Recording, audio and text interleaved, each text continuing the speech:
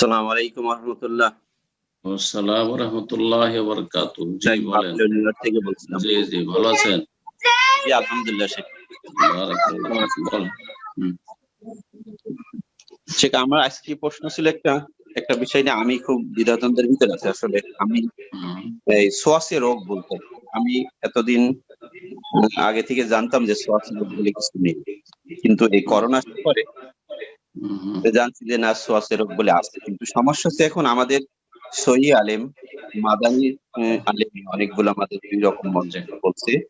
যেটা বলছে কেউ বলছে সহি সোয়াসে রোগ বলে কিছু নেই রাসূল সাল্লাল্লাহু আলাইহি ওয়াসাল্লামের হাদিসের আলোকে, আর কিছু আলেম বলছে যে সোয়াসে রোগ প্রতি সপ্তাহে ছোঁয়াচে। আলহামদুলিল্লাহ, করোনা চলে যাচ্ছে, আর এত যদি বাড়াবাড়ি করে তো আবার করোনা ফিরে আসবে। কথা বোঝা গেছে? তো সব বাড়াবাড়ি বাদ দেন। আর আলহামদুলিল্লাহ মাদানী আলেমরা তেমন কেউ ইখতিলাফ করে না। সমস্ত মাদানী আলেম একমত। সৌদি আরবের সমস্ত আলেমায়ে কেরাম, এত বড় বড় আলেমায়ে কেরাম, ভাবাই যান আমাদের দেশে আলেমরা অনেকে জানেই না যে কত বড় আলেম দেশে হয়, আর অনেকে মূল্যায়নই করে না, আত্ম অহংকার তাদের। তো কথা হচ্ছে যে সবাই একমত যে ছোঁয়াচে আছে, এবং শুধু তাই না, মত নয়, বেশ কিছু হাদিস, একই হাদিস আছে যে কুষ্ঠ রোগী দেখে পালাও, ফিররা মিনাল মাজজুম ফিরারাক মিনাল আসাদ, যেমন সিংহবাগ দেখে পালাও। তার আগেখানে আছে লা আদওয়া, সংক্রমণ কিছু নেই। সংক্রমণ নেই এর অর্থ কি?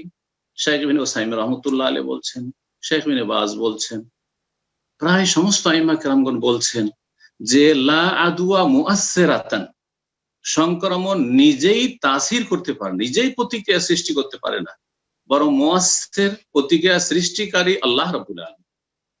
কিন্তু বেশ কিছু রোগ আছে, এই স্বভাবের রোগ আছে যে সেই রোগগুলিতে আক্রান্ত যারা, তাদের পাশাপাশি থাকলে সংক্রমণের সম্ভাবনা রয়েছে। এটা হচ্ছে অধিকাংশ আইম্মায়ে কেরামদের বা প্রায় আইম্মায়ে কেরামদের, উলামায়ে কেরামদের মত। এখন কেউ একজন পেশ করলো আর সেটাকে নিয়ে কেউ ডিফেন্স করা শুরু করলো অন্ধভক্তি দেখিয়ে, সেটা তাদের ব্যাপার। আপনার সেটাই যদি বিশ্বাস হয় তো আপনি সেটাই বিশ্বাস করেন, আর আপনি যেসব বিধি নিষেধ রয়েছে আপনার দেশের, সেগুলো মানিয়েন না, করেন আপনি। কিন্তু বাকি লোকদের ক্ষতি করিয়েন না। যারা এটা বিশ্বাস করে তাদের ক্ষতি করিয়েন না। আপনি বিশ্বাস করিয়েন না, আপনার স্ত্রী ছেলে মেয়ে বিশ্বাস করে না, ক্ষোভ থাকেন, আপনি যান ক্ষোভ যেখানে সেখানে, আপনি যা পারবেন তাই করেন। কিন্তু কথা হচ্ছে সারা দুনিয়ার উপর আপনার এই ভুল কথা চাপিয়ে দিয়েন না। আশা করি বোঝা গেছে।